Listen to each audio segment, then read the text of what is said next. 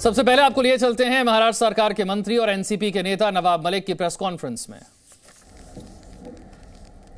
सरदार वली खान के बारे में उन्होंने कहा कि सजा याफ्ता मुजरिम से आपने कोई लेन देन किया है। 2005 में वो कन्विक्टेड नहीं था। जो वॉचमैन वहाँ पे था उनका लड़का था। 300 मीटर पे 7/12 पे उसने अपना नाम चढ़ा लिया था रेक्टिफिकेशन करने के लिए कोई कागज, वो हमने उनको पैसा दिया था, ये सच्चाई है। लेकिन देवेंद्र जी ने हमें जो लड़ाई में लड़ रहा था या लड़ रहा हूं, जो एनसीपी में निर्दोष लोगों को फंसाने का, हजारों करोड़ की उगाही करने का, कहीं ना कहीं देवेंद्र जी उसको डाइवर्ट करने का प्रयास कर रहे हैं। और सिर्फ डाइवर्ट करने का नहीं, उस अधिकारी को बचाने का प्रयास हो रहा है, क्योंकि देवेंद्र जी के उस अधिकारी के पुराने संबंध हैं। 2008 में कोई अधिकारी नौकरी पे आता है और 14 साल से मुंबई शहर छोड़ता नहीं, इसके पीछे क्या राज है? देवेंद्र जी औरों को कह रहे हैं कि अंडरवर्ल्ड कलेक्शन के लोग हैं ये, लेकिन देवेंद्र जी हम आपसे पूछना चाहते हैं कि सारे अंडरवर्ल्ड के लोग, जो अंडरवर्ल्ड कनेक्टेड लोग हैं, जो बड़े बड़े क्रिमिनल हैं, आपने मुख्यमंत्री रहते हुए उन्हें सभी लोगों को जो सरकारी कमीशन है, सरकारी बोर्ड है, उसका अध्यक्ष क्यों बनाया? मुन्ना यादव नाम का एक व्यक्ति जो नागपुर का कुख्यात गुंडा है, जिसपे हत्या से लेके सभी तरह के मामले दर्ज हैं, जो आपका राजनीतिक सारे भय पैदा करने वाला आपका साथी है, उस मुन्ना यादव को आपने कंस्ट्रक्शन वर्कर बोर्ड का अध्यक्ष बनाया था कि नहीं? क्या आपकी गंगा में मुन्ना यादव नहा के पवित्र हो गया था? आपने हैदर आजम नाम के एक आपके नेता को मौलाना आजाद फाइनेंस कॉरपोरेशन का अध्यक्ष बनाया था कि नहीं? क्या हैदर आजम बांग्लादेश के लोगों को मुंबई में बसाने का काम नहीं करता है? क्या हैदर आजम की दूसरी पत्नी जो बांग्लादेशी है, जिसकी जांच मलाड पुलिस स्टेशन ने शुरू की, 24 परगना पुलिस थाने में कागज भेजे गए, बंगाल पुलिस ने भेजा कि ये जो भी बर्थ सर्टिफिकेट है, जो भी कागजात है, ये फर्जी है। पर मलाड पुलिस स्टेशन जब मुकदमा दर्ज कर रही थी तो मुख्यमंत्री के कार्यालय से फोन करके आपने वो मामला दबाने का काम किया कि नहीं? क्या आपके इशारे पे पूरे महाराष्ट्र में उगाही का काम हो रहा था कि नहीं? मामला मुंबई का हो, बिल्डरों के जमीनों का झगड़ा हो, मामला थाना में जाके कंप्लेंट करके दर्ज करके वसूली की जाती थी कि नहीं?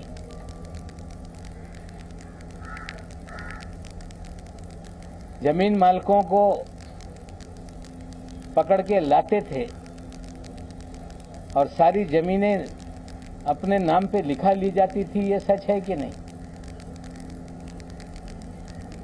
क्या आपके कार्यकाल में विदेश से लोगों को फोन आते थे,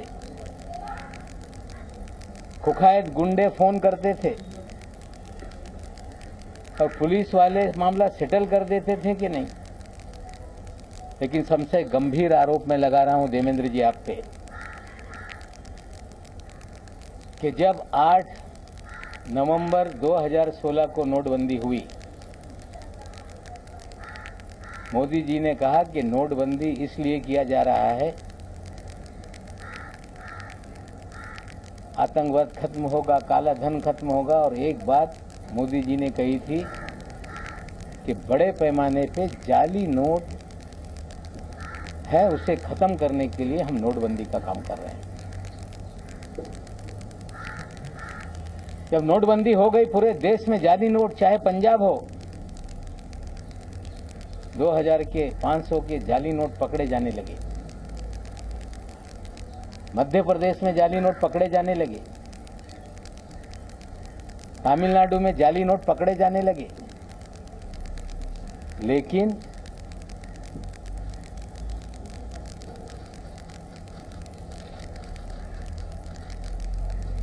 आठ अक्टूबर 2017 तक, लगभग 1 साल तक महाराष्ट्र में जाली नोट का एक भी मामला सामने नहीं आया, क्योंकि देवेंद्र जी के प्रोटेक्शन में जाली नोट का खेल इस महाराष्ट्र में चल रहा था। 8 अक्टूबर 2017 को डायरेक्टर इंटेलिजेंस रेवेन्यू ने बीकेसी में एक छापेमारी की, जिसमें 14 करोड़ 56 लाख रुपए के जाली नोट पकड़े गए।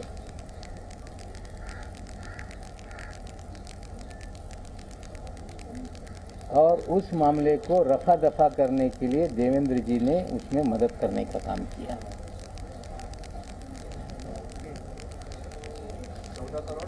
56 लाख रुपए बीकेसी में 8 अक्टूबर 2017। साथियों, जाली नोट का nexus ISI Pakistan Dawood via Bangladesh, ये पूरी जाली नोट इस देश में फैलाई जाती है।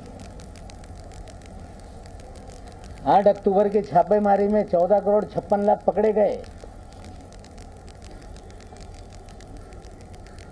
मुंबई में एक गिरफ्तारी हुई, पूना में एक जो गिरफ्तारी हुई इमरान आलम शेख, पूना में गिरफ्तारी हुई रियाज शेख, और एक नई मुंबई में भी उसमें गिरफ्तारी हुई थी। लेकिन 14 करोड़ की 56 लाख की जब्ती को 8,80,000 रुपये बताकर मामला दबाया गया।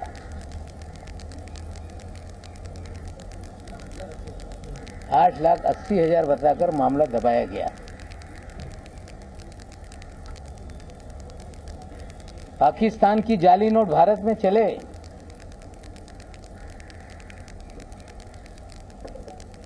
मामला दर्ज हो और उसमें कुछ दिनों में जमानत हो जाती है।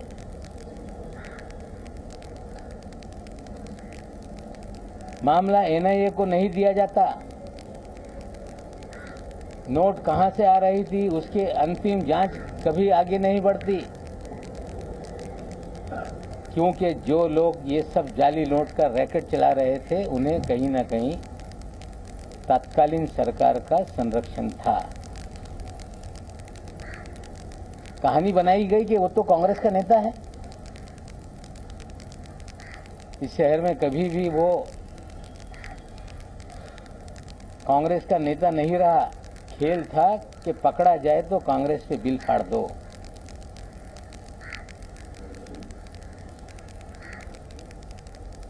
और जो आलम शेख था, इमरान आलम शेख,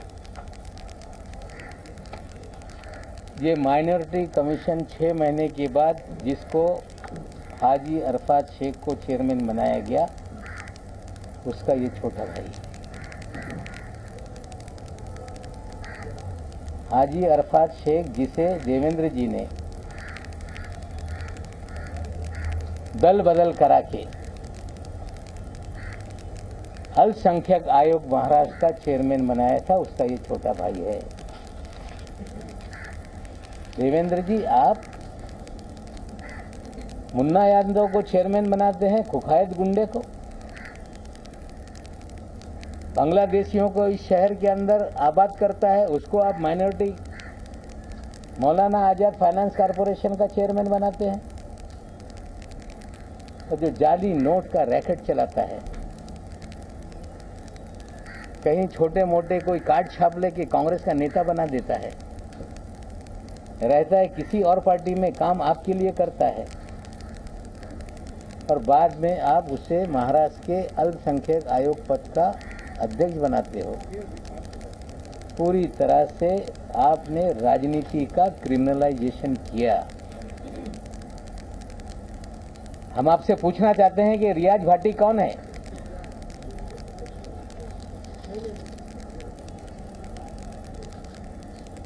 उनतीस अक्टूबर को सहार एयरपोर्ट पे जाली पासपोर्ट के साथ पकड़ा गया, जिसके ऊपर दाऊद इब्राहिम सारे गैंग के लोगों के साथ संबंध की सारी खबरें अखबारों में थी। पूरा शहर जानता था कि रियाज भाटी कौन है। डबल पासपोर्ट के साथ कोई व्यक्ति पकड़ लिया जाए और 2 दिन में छूट जाता है, इसके पीछे क्या खेल था? रियाज भाटी लगातार आपके साथ सभी कार्यक्रमों में क्यों नजर आता था? रियाज भाटी भारतीय जनता पार्टी के कार्यक्रमों में क्यों नजर आता था? आपके डिनर टेबल पे क्यों नजर आता था?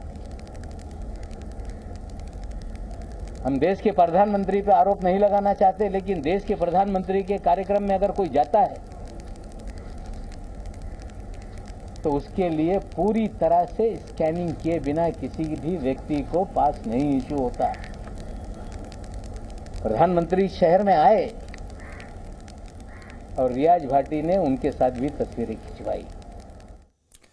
देवेंद्र फडणवीस ने जो आरोप नवाब मलिक पर लगाए थे, पहले उन आरोपों का जवाब दिया। कहा कि जिस जमीन के सौदे की बात हो रही है उसमें पूरी कानूनी प्रक्रिया का हमने पालन किया था, और अगर किसी कानूनी प्रक्रिया का पालन नहीं हुआ था तो उस वक्त हम पर कार्रवाई क्यों नहीं हुई। ये तो अपने ऊपर लगे आरोप का जवाब दिया, और ये भी कह दिया कि देवेंद्र फडणवीस की सरकार के संरक्षण में जाली नोट का खेल महाराष्ट्र में चल रहा था। यह आरोप फडणवीस पर लगा दिया है नवाब मलिक ने। Presenting B News app, available on Google Play and App Store. Download it now.